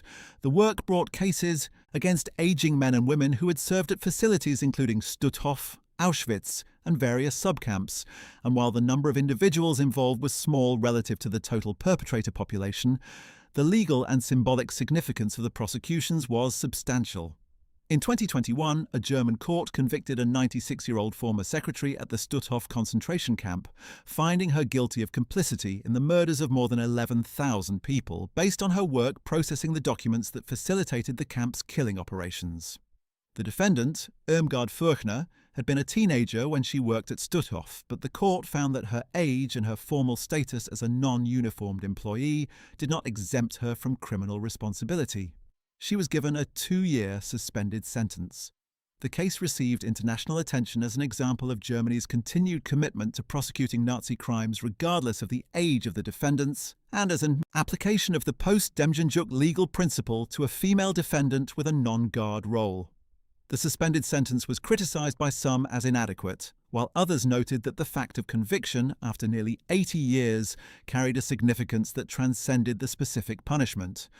The case of Irmgard Furchner demonstrated that the German legal system was still capable of holding female perpetrators accountable, even at the very end of the biological period in which any such accountability was possible.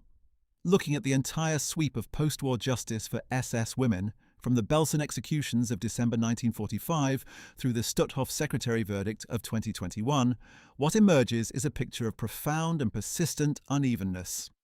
The most severe punishment fell on those women whose crimes were witnessed most directly by liberating Allied forces and whose trials moved most quickly in the immediate aftermath of the war. Grese, Falconrath, Borman, Binz, Bachmann, Mandl. These women were executed within 2 years of the war's end, in proceedings that applied severe standards and drew heavily on fresh survivor testimony. Women whose crimes were equally extensive but who avoided immediate capture, or who were tried by West German courts that applied higher evidentiary standards and operated under greater political pressure to balance justice against social reintegration, faced dramatically lighter outcomes, lighter sentences, early releases, or no prosecution at all. Women who managed to escape the immediate post-war net entirely, like Braunsteiner, Ryan and Rinkel, discovered that with sufficient distance from their crimes they could construct entirely new identities, some of which survived unchallenged for decades. And women who were low in the formal hierarchy of the camp system, but deeply involved in its daily violence, discovered that the very nature of that violence, diffuse, institutional, and embedded in a routine that made individual acts difficult to distinguish and document, provided a degree of protection against prosecution that the more visibly sadistic or administratively senior perpetrators did not enjoy. The result was a mosaic of justice and impunity that satisfied almost nobody and that bore no consistent relationship to the actual distribution of guilt among the women who had served the system. Yet it would be wrong to conclude that the post-war prosecution of SS women was entirely without meaning or consequence. The Belsen trial established the principle that women who served in concentration camps were fully criminally liable for the crimes committed within their sphere of authority. The Hamburg-Ravensbrück trials deepened and extended that principle. The Stutthof trials applied it with Polish thoroughness and speed.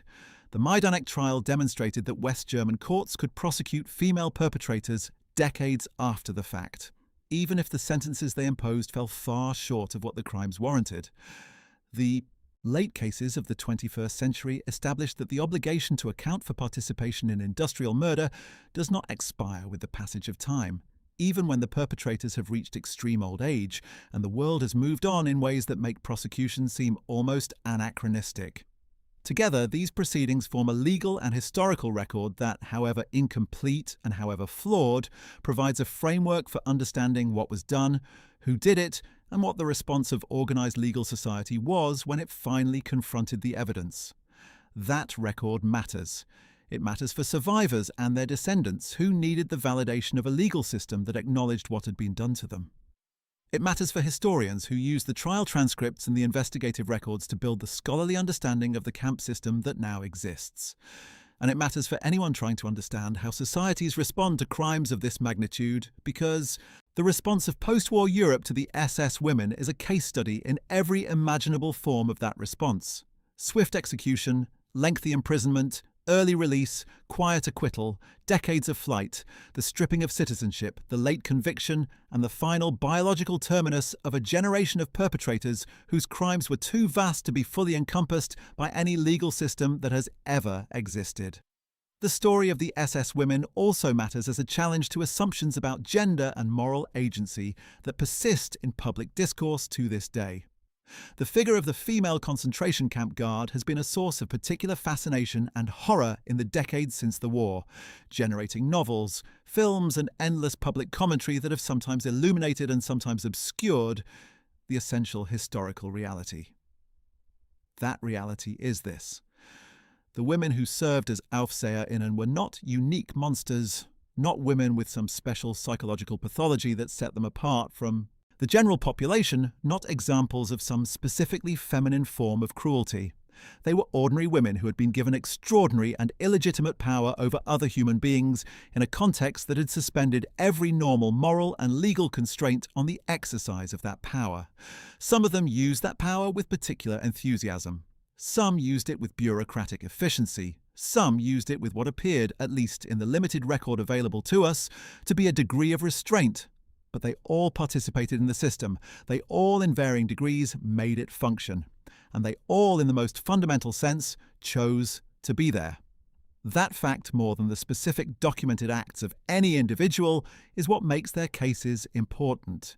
It demonstrates that atrocity is not the product of some special category of person, some species of monster that emerges only under the most extreme circumstances and then disappears when those circumstances change. It is the product of ordinary people making extraordinary choices, sustained by ideological frameworks that made those choices feel legitimate, institutional structures that made them feel routine, and social environments that provided approval, identity, and belonging to those who participated. Understanding that is not comfortable, but it is necessary. Among the women who served the Ravensbrück camp system and faced prosecution in the Hamburg trials, Maria Mauth occupied a particularly important position because of the specific role she played in the camp's most extreme violence during its final months. Mauth served as a guard at Ravensbrück from 1943 and was identified by multiple survivors as having been involved in the selections that took place as the camp administration faced the prospect of imminent Allied liberation and sought to eliminate evidence of its crimes by accelerating the killing of those prisoners who could not be moved. In the winter and spring of 1944 to 1945, Ravensbrück operated a temporary gas chamber and intensified its program of lethal injections, shooting, and gas van executions in a frantic final effort to reduce the prisoner population before the advancing Allied forces could discover what had been done there. Guards like Mauth, who participated in these final months of accelerated killing, were, in some respects, among the most clearly culpable of all Ravensbrück's personnel, because they could not claim that their actions were the product of an established institutional routine that they had merely inherited and continued. The killings of early 1945 were clearly, evidently, urgently motivated by the desire to destroy evidence and eliminate witnesses. She was tried and convicted by the Hamburg military court and received a significant prison sentence. Her case was one of many that contributed to the evidentiary foundation of the Ravensbrück proceedings and to the broader legal understanding of how responsibility was distributed across the camp's guard hierarchy. The case of Charlotte Molthan represents one of the most persistent failures of post-war justice for female concentration camp personnel. Molthan served as a guard at Auschwitz-Birkenau and was among those identified by survivors from multiple prisoner transports as having conducted herself with notable cruelty in the camp. She was named in Polish investigative documents and became the subject of an extradition request from Polish authorities to the West German government in the late 1940s and early 1950s. The West German government declined to extradite her on the grounds that German nationals could not be extradited to foreign states under the basic law that governed the newly established Federal Republic. This provision, designed originally to protect German citizens from politically motivated foreign prosecution, effectively shielded Molthan and many others like her from accountability before the courts of the countries where their crimes had been committed. German authorities were then expected to prosecute their own nationals for crimes committed abroad, but the political will to do so in the early Federal Republic was inconsistent at best, and frequently non-existent. Molthan was investigated multiple times over the following decades as the Zentrale Stelle assembled cases against Auschwitz personnel, but was never brought to trial. She died without having faced any court for her wartime conduct, her case joining the many dozens of similar situations in which the structural features of post-war German law provided effective shelter to perpetrators who had managed to return to German soil before being charged. Her story was not unusual. What was unusual was the degree to which it was documented, making it possible for historians to trace the specific legal and political mechanisms through which she escaped accountability, rather than simply noting her name among the vast, undifferentiated population of perpetrators who were never tried. The role of survivor testimony in building the cases against SS women deserves extended consideration, because it was both the most powerful and the most fragile element of the prosecution's evidence in most proceedings. The women who had been prisoners in the camps and who agreed to testify against their former guards showed extraordinary courage in doing so. Many of them had spent the years since liberation attempting to rebuild their lives and to find some way to contain the memories of what they had experienced. Returning to a courtroom, confronting women who had beaten them, who had sent them to the gas chambers, who had set dogs on them, required them to open wounds that had barely begun to heal. The testimony they gave was, in most of the major cases, remarkably consistent across multiple independent witnesses, providing a level of corroboration that more than met the standard of credibility, even under the most rigorous evidentiary scrutiny. But survivor testimony was also vulnerable to specific legal challenges that defense attorneys learned to deploy with increasing sophistication as the years passed. Challenges based on the stress under which the memories had been formed, the length of time that had elapsed between the events and the testimony, the possibilities of confusion between similar-looking individuals in a camp environment where prisoners had limited ability to observe guards closely or to learn their names, and the theoretical possibility of collective memory distortion in which accounts had been shaped by post-war discussions among survivor communities. These challenges were sometimes legitimate and sometimes cynical, but they were legally available to defendants and their counsel in a way that progressively advantaged perpetrators as the decades passed, and the reliability of memory became an ever more central issue. The courts that dealt most effectively with this challenge were those that heard testimony relatively shortly after the events and in proceedings where multiple independent witnesses could be heard together, as in the Belsen trial and the early Stutthof proceedings. Courts that heard testimony 20, 30 or 40 years after the events faced a much harder evidentiary landscape, and the acquittals and drop charges that characterized many of the later prosecutions were often the direct result of this difficulty. One of the most remarkable aspects of the SS women's post-war experiences was the degree to which some of them found, after serving whatever sentences were imposed upon them, that they were able to reconstruct ordinary lives with minimal ongoing social consequences.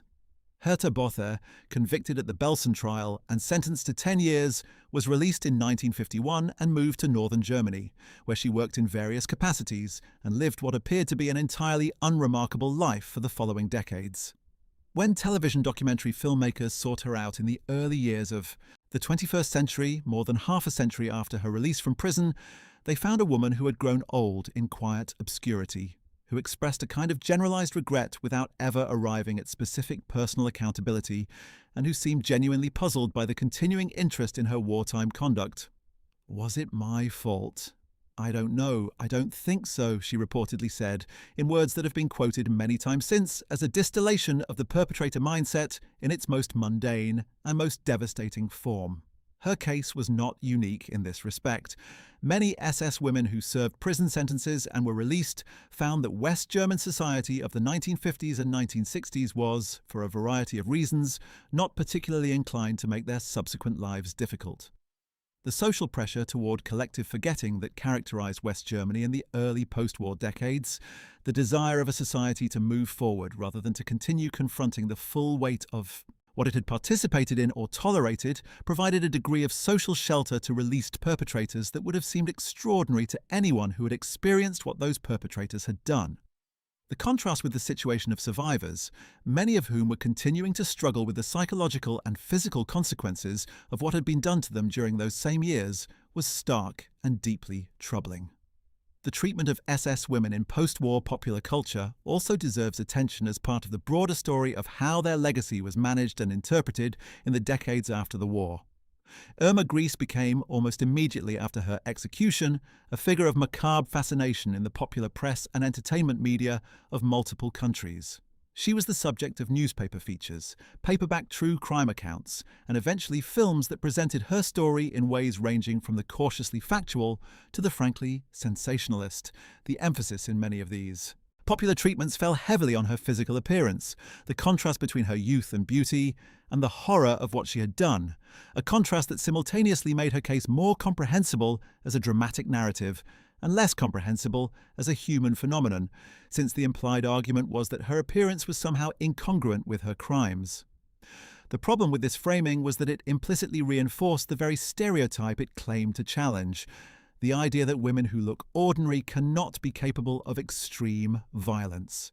What the historical record actually demonstrates is precisely the opposite. That women who looked entirely ordinary, who could pass unnoticed in any street or market in Germany or Austria or Switzerland, had chosen to serve a system of mass murder and had done so with enthusiasm, efficiency, and in some cases, remarkable personal initiative. the popular cultural treatment of SS women as fascinating aberrations of nature rather than as representative examples of ordinary human capacity for atrocity under specific conditions was in this sense not merely misleading but actively harmful to the broader public understanding of how the Holocaust happened and how similar events might be prevented in the future. A society that understands atrocity as the product of monsters, rather than of ordinary people making specific choices, is a society that is poorly equipped to recognize the early stages of its own descent toward comparable violence. The question of why women who joined the camp system became, in many cases, more violent than the minimum required by their institutional role is one that scholars have addressed from multiple directions, and the answers that have emerged are neither simple nor comfortable. The sociologist and historian Wendy Lower, whose extensive research on German women in the occupied East remains the most comprehensive treatment of the subject, argues that the experience of the occupied territories where normal social constraints were suspended and where the ideology of racial hierarchy was enforced by violence created a specific kind of moral environment in which women as well as men could discover in themselves capacities for cruelty that civilian life had never revealed. The camp system operated similarly. It was a total environment in which the humanity of prisoners had been systematically erased by ideological education and by the daily routines of dehumanization, in which violence was normalized by its ubiquity and by the approval it received from authority figures, and in which women who demonstrated enthusiasm for the exercise of power over others were rewarded with advancement, social status, and the particular satisfactions of belonging to an elite. The process of radicalization was not necessarily abrupt. Many of the women who became the most violent guards had not arrived at the camp with an already formed intention to kill and torture. The intention developed, or rather the inhibitions against such behavior were eroded through a process of gradual accommodation to an environment in which the abnormal had become normal and in which the mechanisms of moral constraint had been dismantled piece by piece. This does not excuse what they did. It does nothing to diminish the responsibility they bore for the choices they made. But it explains how the choices became possible, and that explanation is necessary for anyone who wants to understand not just these specific women, but the broader phenomenon of which they were a part. As the biological generation of perpetrators and survivors gradually passed away through the final decades of the 20th century and the opening years of the 21st, the question of how to continue reckoning with the crimes of the SS women became increasingly a question for the courts and institutions of a Germany that had no living memory of the events themselves. The generation of prosecutors and judges who had grown up during the Nazi period and who had conducted the major post-war trials gave way to a generation born after the war, for whom the events were history rather than lived experience. This generational transition had complex effects on the prosecution effort. On one hand, it produced a generation of German legal professionals who were less personally entangled in the events and who could approach them with greater detachment, making it easier in some respects to pursue cases that had been politically complicated for their predecessors. On the other hand, it produced institutions that were working at ever greater remove from the events themselves, relying on documentary records and the archived testimony of survivors who were themselves now aging or dead. The Zentrale Stelle Ludwigsburg adapted to this challenge as best it could, modernizing its archival methods, expanding its international cooperation, and working to apply the post-Demjanjuk legal framework to the small but still surviving population of camp personnel who had not yet been brought to account. The results were limited, but not negligible, and the institution's continued existence into the 2020s, nearly 7 decades after its foundation, represented an ongoing commitment by the German state to the principle that the obligation to pursue accountability for the crimes of the Nazi era had not expired. The legacy of the SS women and the post-war justice that followed them extends beyond the specific legal and historical questions to which it most directly relates. It speaks to fundamental questions about the nature of moral agency, the relationship between individuals and institutions, the capacity of ordinary people for extraordinary evil, and the limits and possibilities of post-catastrophe justice.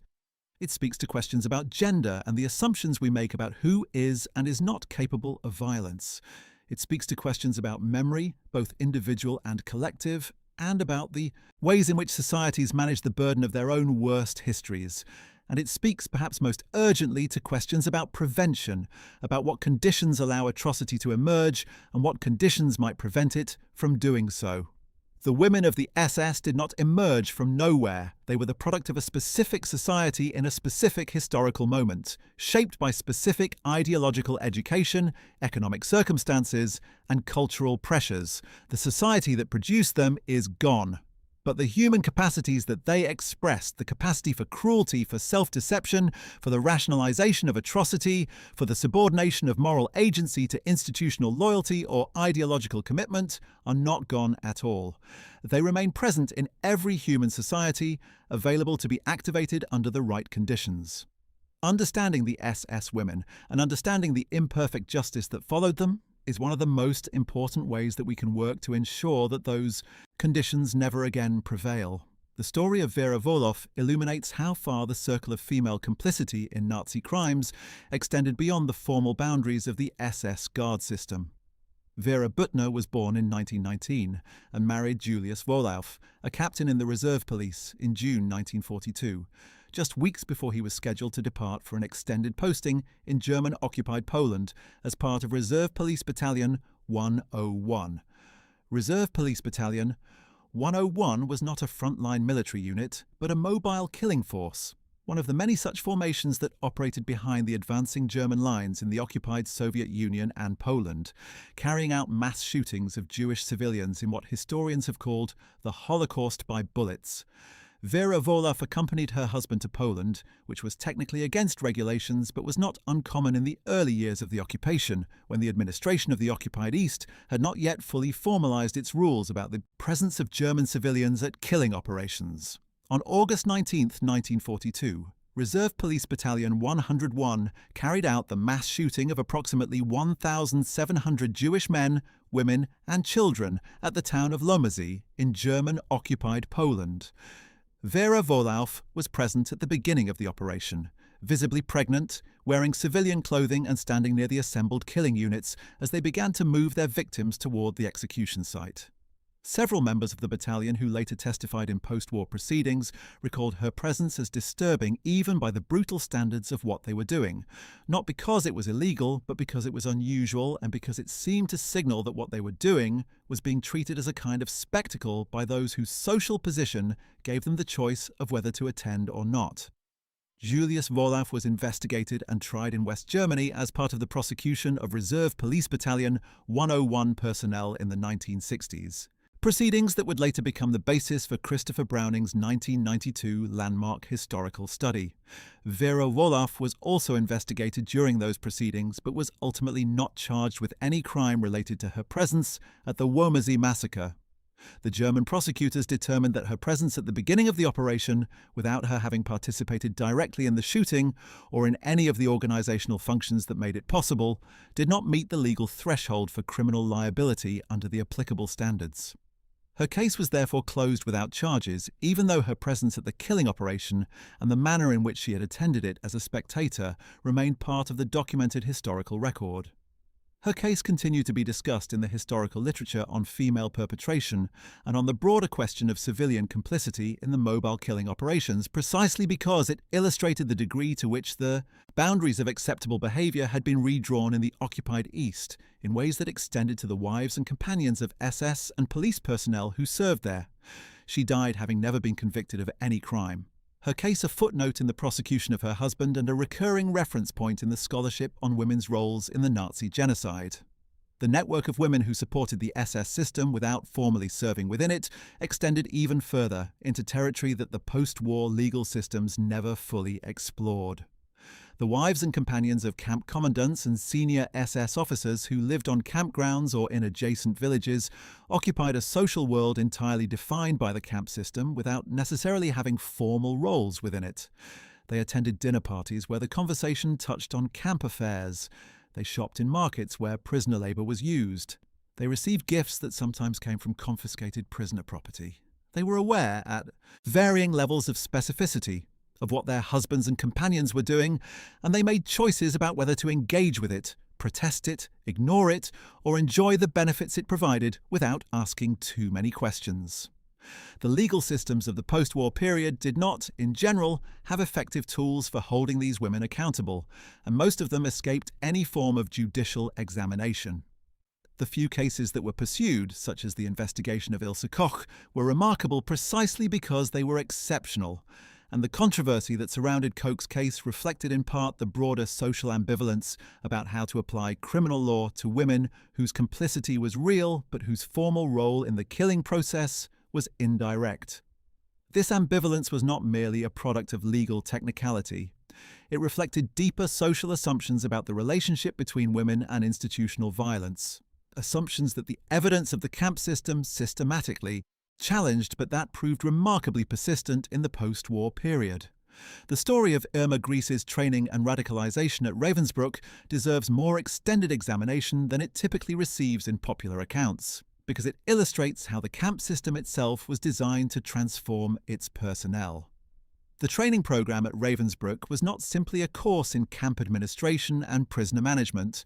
It was an ideological and psychological environment that worked systematically to normalize the dehumanization of prisoners and to reward those trainees who demonstrated the capacity to exercise violence without hesitation or remorse. Senior female guards who served as instructors modeled the behaviors expected of new recruits, demonstrating the correct technique for conducting searches, administering beatings, and managing prisoner roll calls in ways that made every aspect of the daily process of domination feel routine and procedurally correct. New recruits, who showed reluctance, were not necessarily expelled immediately, but they were marked as unsuitable for advancement, and the peer culture of the training environment applied its own pressures toward conformity. Those who adapted quickly, who learned to move through the prisoner barracks with the appropriate combination of authority and contempt, who showed that they could beat or punish without evident emotional difficulty, were advanced rapidly. Grese's rise from a junior recruit in late 1942 to a senior Rapportführerin by 1943 reflected exactly this pattern of institutional selection for specific qualities of character and conduct. The system produced the kind of personnel it needed, and it produced them efficiently. Understanding this process does not reduce the individual responsibility of those who underwent it and chose to embrace what it offered.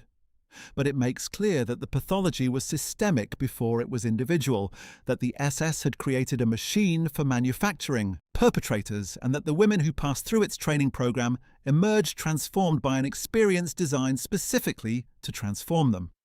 Among the lesser-known but historically significant figures in the story of SS women is Margot Drechsel, who served as a senior guard at Auschwitz-Birkenau from 1942 and was among the women responsible for the day-to-day management of the women's camp in that facility. Drechsel held the position of Lagerführerin at the Auschwitz I and then the Auschwitz II women's sections, serving under and then alongside Maria Mandl, and the two women's administrations overlapped in ways that made the precise distribution of individual responsibility difficult to establish after the fact. Drechsel was described by survivors as a woman who conducted herself with the same combination of bureaucratic efficiency and personal cruelty that characterized the most effective members of the camp guard hierarchy. She was involved in selections, in the punishment system, and in the broader administrative machinery through which Auschwitz processed the hundreds of thousands of people who arrived at the camp in the years of her service. She was investigated after the war by German authorities, but she died before any prosecution could be brought to trial. Her case was among the many that demonstrated the degree to which mortality itself served as a form of escape for perpetrators whose crimes were not quickly addressed by the post-war legal systems. Many of the most extensively documented female perpetrators from Auschwitz and other major camps died of natural causes before the West German legal system had assembled prosecution-ready cases against them, and the passage of time that was supposed to be irrelevant to the question of legal responsibility was, in practice, a powerful and consistent factor in the distribution of accountability. The role of women in the SS administration at the Theresienstadt ghetto camp in the Protectorate of Bohemia and Moravia, now the Czech Republic, represents yet another dimension of female complicity in the Nazi system that the post-war courts addressed only partially. Theresienstadt was a peculiar institution, used simultaneously as a transit ghetto for Jewish deportees from Central Europe, as a showcase facility to which the International Red Cross and other neutral bodies could be admitted for carefully managed inspections, and as a point from which regular transports of prisoners were sent eastward to the extermination camps in occupied Poland. the administration of Theresienstadt included a number of female SS personnel whose roles in the facility's operations were in some respects more complex than those of straightforward camp guards, because the public relations dimension of the facility required its administration to maintain a surface appearance of relative normality that other camps did not need to manage. Women who served at Theresienstadt navigated this contradiction in various ways, participating in the genuine brutality of the ghetto's internal life, while also performing the role of humane administrators for the benefit of Red Cross inspectors and other outside observers. After the war, several female personnel from Theresienstadt were tried by Czechoslovak authorities who applied relatively rigorous standards in the prosecution of camp personnel from facilities that had operated on Czechoslovak soil. Some received significant sentences. Others managed to return to Germany before charges could be brought and subsequently escaped the reach of Czechoslovak justice under the extradition provisions that shielded German nationals from being handed over to foreign courts.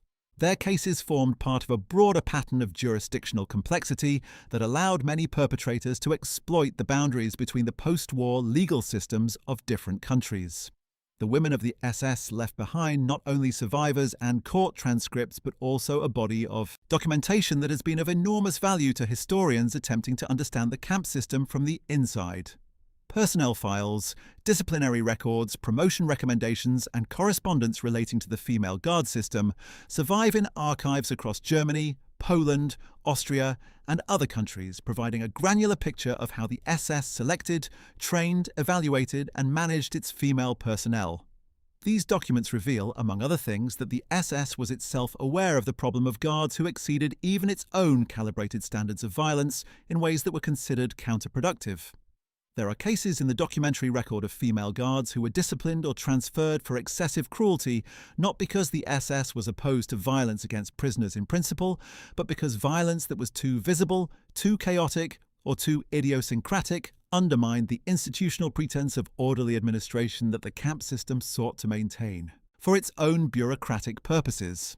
The existence of such disciplinary records is sometimes used by historians to argue that individual guards had choices about how they behaved within the system, a point that is correct but that needs to be understood carefully. The choices available were between degrees of cruelty, not between participation and non-participation. A guard who chose to be less personally violent than the most extreme of her colleagues was still participating in a system whose purpose was mass murder.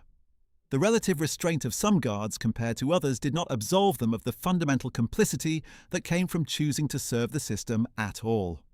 The post-war stories of the children of SS women have received far less attention than those of the children of male SS perpetrators, but they are no less significant. Women like Ilse Koch, who had children while serving the system, left behind offspring who would grow up in the shadow of their mother's crimes. Ooh. Koch, born to Ilse Koch while she was imprisoned during her first American trial, grew up knowing that his mother was simultaneously one of the most notorious war criminals in Germany and a person who was seeking, in her letters from prison, to maintain some kind of maternal relationship with him. The impossibility of reconciling those two realities appears to have been a burden he carried throughout his life. The children of other SS women faced similar challenges. The discovery, sometimes in childhood and sometimes not until adulthood, that the woman who had raised them had been a camp guard or an administrator in the killing system. The social stigma of a surname associated with war crimes, and the personal psychological work of making sense of a parent whose public identity bore no relationship to the private person they had known. Some children of SS women chose to speak publicly about their experiences and their attempts to understand their mothers. Others maintained silence for decades. A small number became involved in memorial and educational work related to the Holocaust, as if seeking to make some personal amends for what they themselves had not done but could not escape being associated with. Their stories form a largely unwritten chapter in the history of the long aftermath of the camp system. The theological and philosophical questions raised by the existence of female perpetrators in the Nazi camp system have occupied the attention of scholars, religious thinkers, and writers in the decades since the war, and have produced a body of reflection that is as varied in its conclusions as it is in its approaches. Hannah Arendt's concept of the banality of evil, developed in her coverage of the Eichmann trial in Jerusalem in 1961, has often been applied to the SS women. though Arendt herself focused primarily on male bureaucratic perpetrators, rather than on the camp guards. The concept fits imperfectly because the most violent of the female guards displayed anything but the grey, unthinking bureaucratic compliance that Arendt identified in Eichmann. They were not banal in their violence. They were, in many documented cases, enthusiastic and creative. The philosopher Claudia Kuhns, whose 1987 work on Mothers in the Fatherland examined the role of women in building and sustaining the Nazi system, argued that the participation of women in the ideological project of National Socialism was not a marginal or reluctant one, but a central and necessary element of the regime's social reproduction. Without the willing participation of women in the system, she argued, the system could not have maintained itself as a social fact, rather than merely a political and military one. The women of the SS represent an extreme expression of this broader participation, the point at which ordinary civic support for the regime extended into direct involvement in its most extreme violence. What would adequate justice for the SS women have looked like? This is a question that no post-war legal system ever fully answered, partly because the question itself challenges the fundamental assumptions of criminal law, which is designed to address individual crimes rather than crimes of such extraordinary collective magnitude. Criminal law can punish individuals for what they personally did. It cannot fully reckon with the phenomenon of an entire system of mass murder staffed by thousands of ordinary people making individual choices within an institutional framework designed to produce those choices. The gap between what criminal law can do and what the crimes of the Nazi camp system demand is one of the fundamental lessons of the post-war justice effort, and it is a lesson that applies as much to the SS women as to any other category of perpetrator. Legal scholars working in the field of transitional justice, which developed substantially in the decades after the major Nazi prosecutions, have argued that criminal prosecution alone is never sufficient to address crimes of this magnitude and that it needs to be accompanied by other forms of social reckoning: truth commissions, memorial institutions, educational programs, and sustained historical scholarship. Germany has made significant investments in all of these forms of reckoning over the post-war decades, and the results, while imperfect, are more substantial than those of most other societies that have confronted comparable histories. The memorials at Bergen-Belsen, Ravensbrück, Auschwitz, and other former campsites stand as permanent records of what was done there. The Bundesarchive and the archives of the Zentrale Stelle preserve the documentary evidence of the SS system in forms accessible to researchers. The educational programs of German schools and universities ensure that each new generation of Germans encounters this history as part of its fundamental civic formation, and the continuing work of prosecuting surviving perpetrators, however limited, in its practical results sends a signal about the permanence of legal obligation that no statute of limitations can extinguish. None of this is adequate to the scale of what was done, but it represents a genuine effort at reckoning that the story of the SS women, with all its complexity and all its failures, both demands and illustrates. Among the remarkable threads that run through all of these stories is the question of what the perpetrators told themselves in the years and decades after the war, and whether the internal narrative of self-justification they constructed had any relationship to the external reality documented in court transcripts and survivor testimony. A handful of SS women wrote memoirs or gave extended interviews in their later years, and the picture that emerges from these accounts is one of extraordinary psychological resilience in the face of facts that would seem to demand a fundamental reckoning with guilt. The most common patterns of self-narration involve a combination of denial, deflection, and the kind of contextualization that transforms active choice into passive circumstance. Many describe themselves as having simply done their jobs, following regulations and carrying out duties that were defined by the institutional framework in which they found themselves, without acknowledging that the fundamental decision to enter that framework and to remain in it had been theirs to make. Others characterized the violence they had used as exceptional, provoked by the particular behavior of specific prisoners on specific occasions, rather than systematic. A narrative that was directly contradicted by the testimony of multiple independent survivors who described the same individuals committing the same kinds of violence repeatedly over extended periods. A small number acknowledged that things had been done in the camps that they now recognized as wrong, while carefully limiting that acknowledgement to what had been established by court proceedings and declining to go further. The gap between these self-narratives and the documented historical record is one of the most striking features of the entire post-war story, and it suggests that the psychological mechanisms that had allowed these women to function within the camp system continued to operate after the system's destruction, maintaining their sense of themselves as ordinary, even decent people against all the evidence that the historical record had assembled against them. It is a reminder, if any were needed, that the capacity for self-deception is one of the most powerful and most dangerous of all human faculties, and that it does not expire simply because the circumstances that called it into operation have changed. The work of the historians who have dedicated their careers to understanding the SS women is itself a form of justice, perhaps the most durable form available in cases where the legal proceedings have run their course or failed to run at all. Scholars like Gudrun Schwarz, whose 1997 work on the wives of SS members opened new analytical territory, like Simone Erpel, who examined the Ravensbrück trials and their documentation, like Bernhard Strebel, who wrote the definitive history of Ravensbrück as an institution, and like Wendy Lower, whose comparative study of German women in the occupied East placed the camp guard phenomenon in its broadest possible context, have ensured that the record of what these women did and what happened to them afterward is preserved in a form that transcends the limitations of any individual legal proceeding. Their work has made it possible to understand the camp guard phenomenon not as a collection of individual criminal biographies, but as a systemic reality embedded in the structures of the SS, the ideology of National Socialism, the specific conditions of wartime occupation, and the broader social history of German women in the first half of the 20th century. That understanding is the most powerful possible refutation of the attempts made by perpetrators and their defenders to present the crimes of the SS women as the work of aberrant individuals, rather than of a system that produced, directed, and rewarded their behaviour. And it is the foundation on which any serious effort to prevent comparable atrocities in the future must be built. The final accounting for the women who served Hitler's concentration camp system is, by any measure, incomplete. Of the approximately 3,500 women who served as Aufseherinnen, fewer than 100 faced any form of judicial proceeding after the war. Of those who did face proceedings, only a fraction received sentences that bore any proportionate relationship to the scale of what they had done.